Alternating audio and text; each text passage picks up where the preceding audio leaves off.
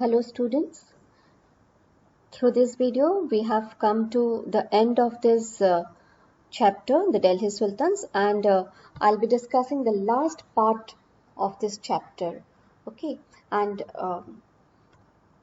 basically in this part, last part of this chapter, we'll discuss about the impact of Mongol invasion on the Delhi Sultanate, what kind of measures have been taken by the sultans like Alauddin Khilji and Muhammad bin Tughlaq to face the challenges of the Mongol invasion and the causes that led to the decline of the Delhi Sultanate. So these three important things we are going to discuss in through this video. Now, impact of Mongol invasion on the Delhi Sultanate. You might have heard about the Mongols who were always posing a threat to the Delhi Sultanate. The Delhi Sultanate, when it was established, since that time it had been facing a lot of threat from the Mongols. It was during the time of Iltutmish and Ghiyasuddin Balban who constructed line of forts. Iltutmish had constructed line of forts near the bank of the river Ravi, and Ghiyasuddin Balban has created a chain of fortresses in the northwestern provinces to resist the Mongol attack. Okay, but the Mongols, they were becoming very powerful under their Mongol leader Genghis Khan. Okay, and Genghis Khan, he established one of the largest land empire in history. He united the nomadic tribes of Mongolian plateau and conquered a huge part of Central Asia and China. So it was in 1219, soon after attacking Transoxiana, which is in northeastern part of Iran, Genghis Khan, the Mongols had marched towards Delhi. So at that time, the Mongol attack was resisted by Iltutmish and by Balban, okay, by constructing lines of fort in the northwestern province. But during the reign of Alauddin Khilji and Muhammad bin Tughlaq, the Mongol attacks became more and more frequent. It became more and more like they were creating lot of creating a threat, a havoc, and were posing a great danger to the Delhi Sultanate. So Alauddin Khilji and Muhammad bin Tughlaq, they consequently what they did, they started to mobilize a large standing army in Delhi, which posed a huge administrative challenge. These two rulers, they had to mobilize a large standing army in Delhi, which posed a huge administrative challenge. So challenges that were faced by these sultans. Now, what kind of administrative measures were taken by Alauddin Khilji and Muhammad bin Tughlaq to deal with the Mongol invasion and to maintain the administration, to maintain this huge standing army? Okay, so let's discuss. Alauddin Khilji, what he did, what kind of measures were taken by Alauddin Khilji. First, let's discuss about the measures taken by Alauddin Khilji. Alauddin Khilji, during his time, Delhi was attacked twice. That was in 1299 and 1300 and 1302 to 1303. As a defensive measure, Alauddin Khilji, he had raised a standing army. Now, standing army means, you might be thinking, what is a standing army? Standing army means the army doesn't keep on standing, okay? So, Alauddin Khilji, he raised a standing army, which standing army means which is always on duty, whether in wartime or peacetime. It is different from reserved army. Okay, standing army means army which is always on duty, whether it is wartime or it is peacetime. Okay, so Alauddin Khilji, he had raised a large standing army. Now, where he will station this large standing army? He needs some place, isn't it? So he had constructed a new garrison town named Siri for his soldiers, and that we have seen in map 1, the cities which were constructed by the Delhi Sultans, that is Jahanpana, then Delhi Ikuna, then Siri. All these were the cities which were constructed by the Delhi Sultans. So Alauddin Khilji, he constructed a new garrison town named Siri to station his soldiers. Okay, and now he need to feed the soldiers. The soldiers had to be fed. This was done through the produce collected as tax from lands between the Ganga and the Yamuna. And already I have discussed with you all the land assessment of Alauddin Khilji. He had Levite taxes on that land tax, then cattle tax, then house tax. Okay, land tax, and he had raised the kharaj, that is land tax, to 50% of the produce and introduced direct collection. The tax was directly collected and it was brought to the state treasury. Okay, so this was done. This was done to feed the soldiers, because he need to feed the soldiers, and because these soldiers will be protecting, they will be protecting the Delhi Sultanate from the Mongol invasion. He need to manage these soldiers. Okay, so to feed these soldiers, the the tax was collected 50% from the produce of the lands between the Ganga and the Yamuna region, because that region was the most fertile area. Ganga, Yamuna, Doab region is the most fertile area. Now also it is the most fertile area. So at that time it was the most fertile area. So tax was fixed at 50% of the peasants' yield. Whatever the peasants grow, they have to give 50%. Suppose 1 kg of grain has been yield by the peasants, they have to give half kg as tax, that is 50%, okay, of their yield they have to give as tax. The soldiers had to be paid. Now the soldiers were paid, salary was given to the soldiers.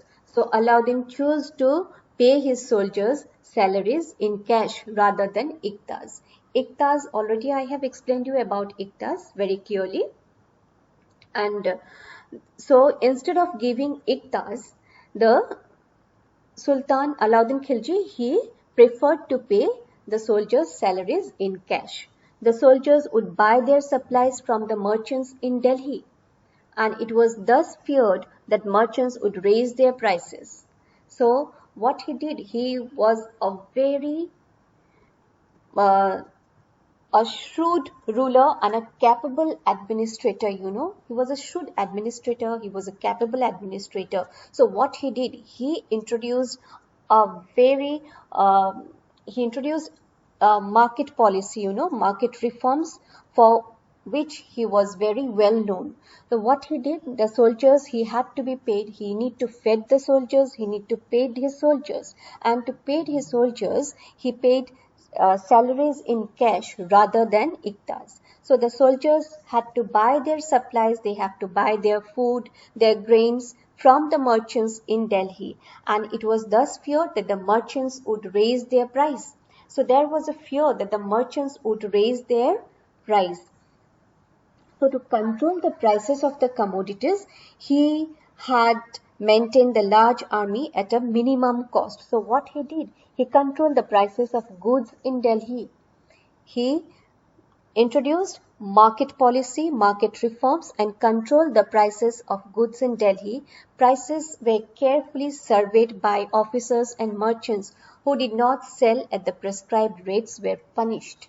So what he did, he appointed officers, he appointed merchants, he appointed officers like, who were known as, he appointed officers to control the market, and these officers were known as Shahna-e-Mandi, a controller of the market called Shahna-e-Mandi, and intelligence officers known as Barits. He appointed all these officers. Even he appointed spies also, okay, to check the prices of the market. He also established, granaries in Delhi and Rajasthan to collect grains from the grain merchants.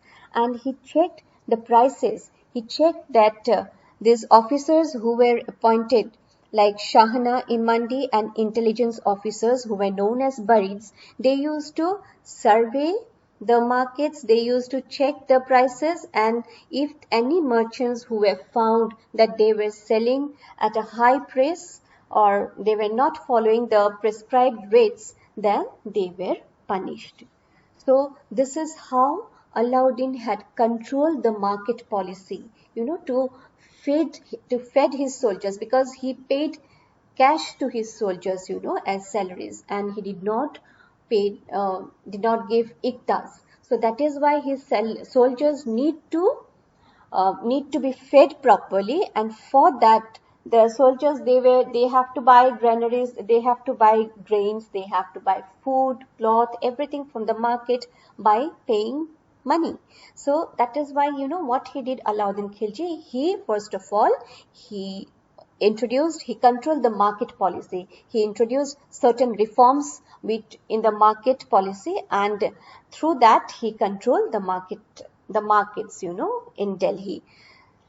So merchants, they cannot cheat, and if the merchants were found that they have cheated, those merchants were punished severely.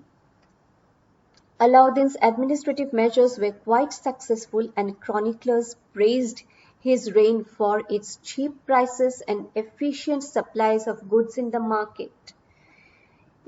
Alauddin's, as I told you, he was a shrewd and capable administrator. So he was quite successful for introducing such for this kind of market policy and administrative reforms. He was praised by the chroniclers because during his reign, the prices were very cheap and efficient supplies of goods were found in the market. There were no shortage of food or goods in the market.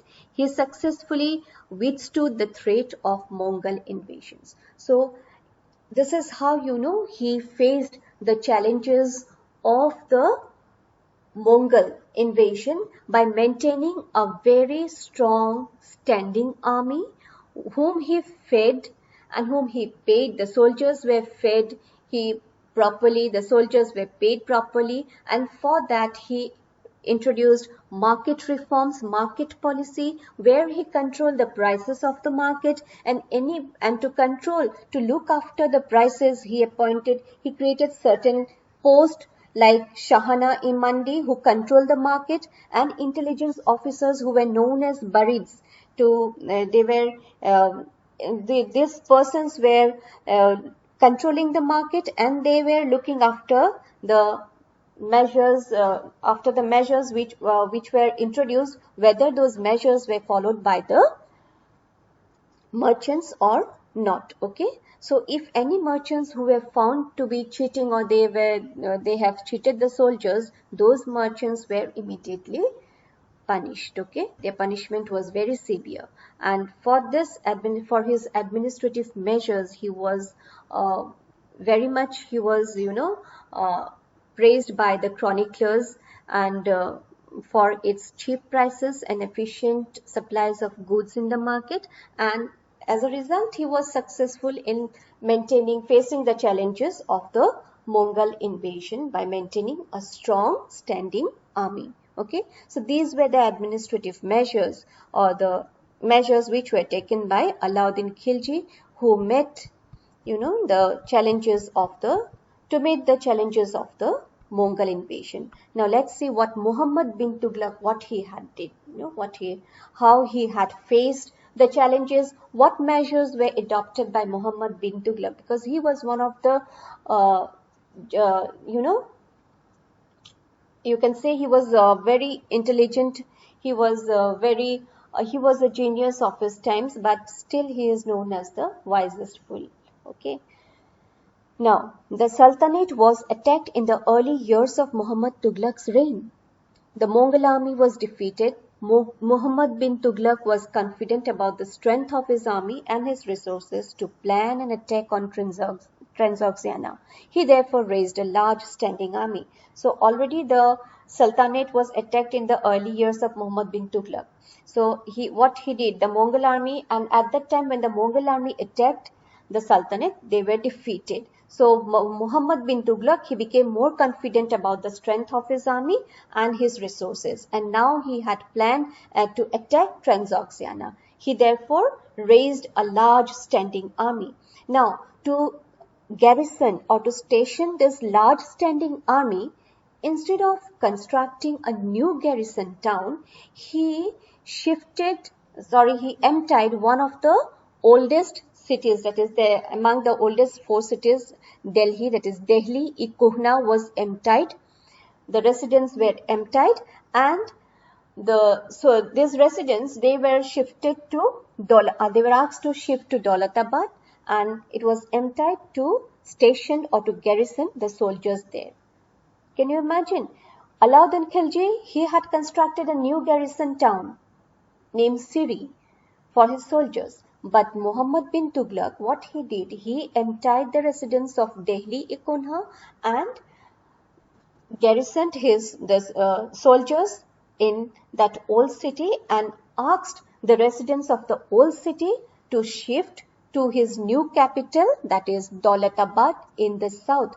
Daulatabad is in Maharashtra, okay? It is in Deccan region. Now, produce from the same area was collected as a tax to feed the army. So, whatever it is produced from the Ganga, Yamuna, Doab region, it was collected as tax to feed the army. But to meet the expense of maintaining such a large number of soldiers, the Sultan levied additional taxes. Already taxes were levied by Alauddin Khilji. 50% of the peasants' yield has been produced, had to be given to the Sultan. Okay. Now, what he did, instead of, to feed the army and to meet the expense of maintaining such a large army of soldiers, he imposed additional taxes. And this coincided with famine in the area. So can you see what kind of plan he had made? That means, first of all, what he did? First of all, he had shifted the resident of the Delhi-i-Kunha to Daulatabad, that is transfer of capital from Delhi to Daulatabad. That was his first failure. Okay, he made plan, but he failed. According to Ziauddin Barani, he said that Muhammad bin Tughlaq, he was motivated to transfer the capital from Delhi to Daulatabad because he believed that Daulatabad or Devagiri was more centrally located and was equidistant from Delhi, Gujarat, Malabar and Kampila. All these regions were they had equal distance, from Daulatabad. So he thought that sitting in Daulatabad, by making the capital of Delhi Sultanate in Daulatabad, he can rule all these areas, all these regions. So he found that Daulatabad will be more suitable to be the capital of the Delhi Sultanate. That is why he had transferred his capital from Delhi to Daulatabad. Now, however, he was forced to return because he realized that just as it was difficult to control South India from Delhi, it was equally difficult to control Delhi while sitting in Daulatabad. So he asked people to move back to Delhi, which caused a great resentment among the people. Can you see what a blunder he had done? He shifted the people, the capital, the residents also to Daulatabad, and when the people they reached Daulatabad, then the Sultan realized that it was quite difficult to control South India from Delhi, and it was difficult to control Delhi while sitting in Daulatabad. So he immediately asked the people to move back to Delhi. As a result, what happened?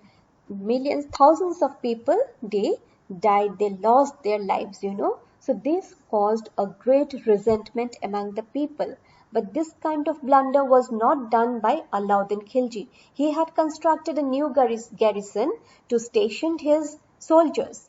But Muhammad bin Tughlaq, he had emptied its residence to garrison his soldiers, and that was his first blunder. Okay. Next, what he did, he had imposed taxes in Doab region. That means he raised the taxes in Doab region, that is Ganga Yamuna Doab region, to feed his army, to meet the expense of to maintain such a large army of soldiers. The Sultan Muhammad bin Tughlaq, he had imposed additional taxes. So Muhammad bin Tughlaq, he raised the land tax in Doab, which was a very fertile area, to 50% of the produce at a time when the entire region was in the grip of famine, Can you imagine?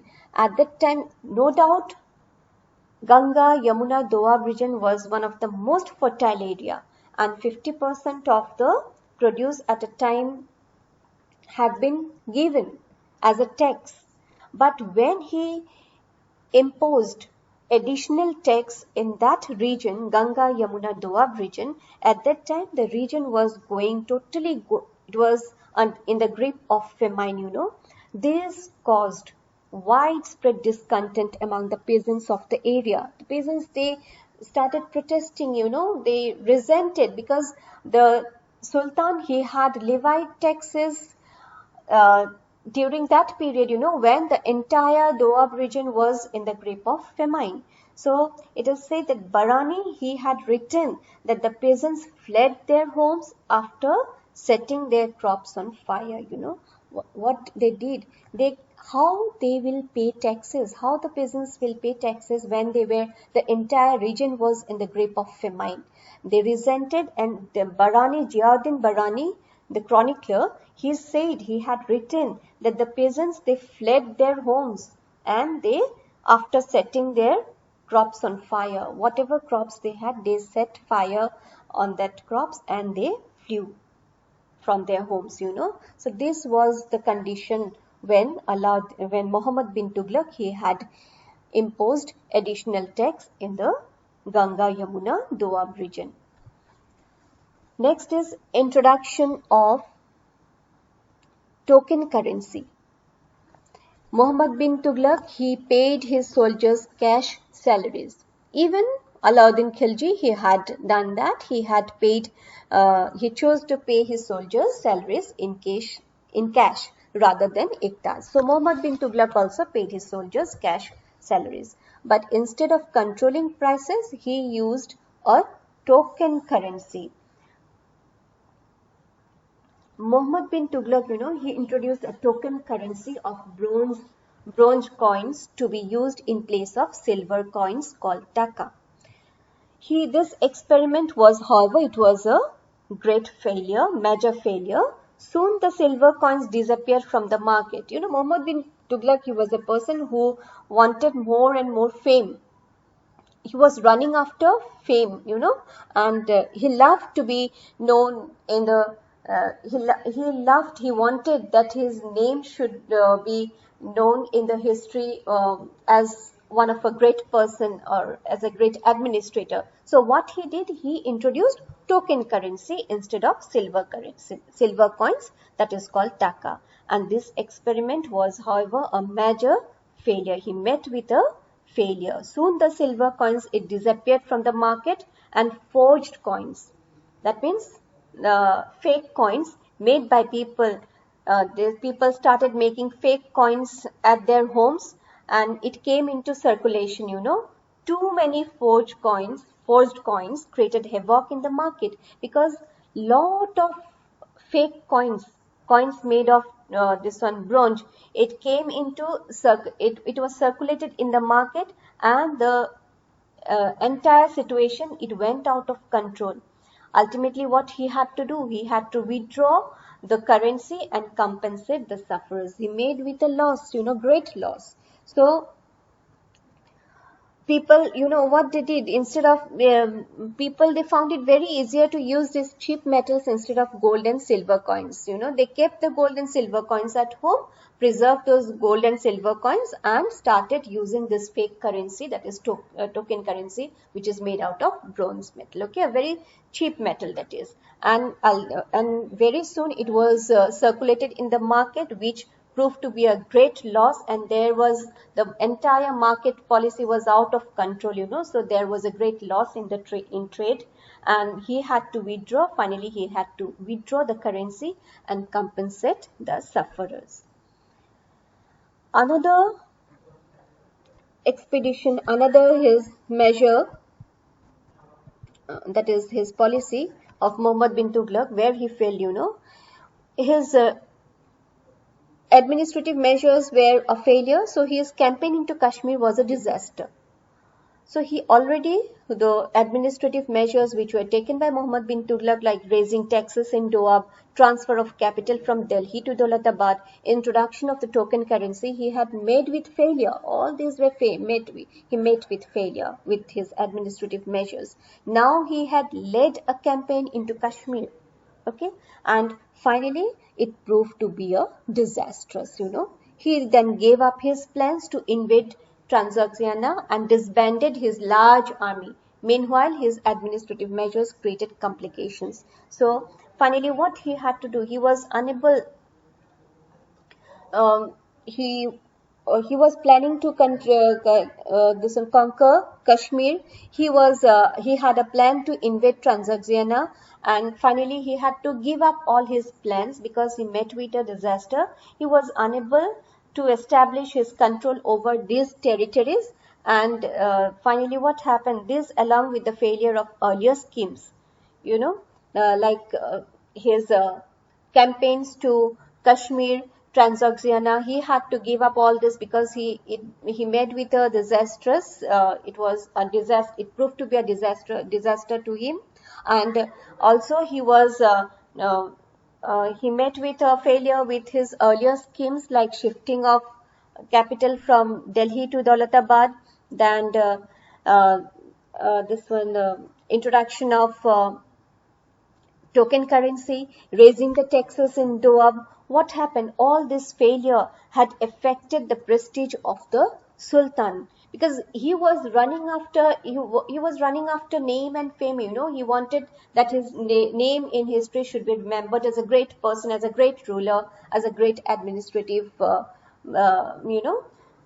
a great administrator. So, but what happened when he introduced all his plans? He had to meet with failure. He met with a disaster with his campaigns. So it affected the prestige of the Sultan, and which finally led to widespread discontentment among the people. People became very annoyed, they were unhappy with his plans, because whatever plan he had made, whatever policies he had implemented, it met with a failure, and it had created great resentment among the people. So a widespread rebellion broke out in the Ganga Yamuna belt for raising the taxes. And finally what happened, Muhammad bin Tughlaq, he had to give up all his plan. He had to cancel all his plans, and this is how it was, it affected his sentiment, his failure, his schemes. He met failure with his schemes, which affected his prestige. Okay, so this is how, these are how Muhammad bin Tughlaq and how Alauddin Khilji, they have faced the challenges of the Mongols, and they have taken measures. What kind of measures were taken? The measures which were taken by Alauddin Khilji, he met with success. He received lot of praise. He got lot of praises from the chroniclers. But the plans which were introduced by Muhammad bin Tughlaq, no doubt those plans were great plans, but the main thing is that when he implemented those plans, that time was not the means proper time, it was not the proper time, and actually time did not favor him. Otherwise, his plans were very effective plans. He was a far-sighted person, so he took all the effective, his policies and plans were very good, but it did not work out because he had implemented all his policies and plans in a wrong time. That is why he met with a failure. Okay, so next we'll discuss about the causes that led to the decline of the Mughal Empire. That led to the decline of the Delhi Sultanate.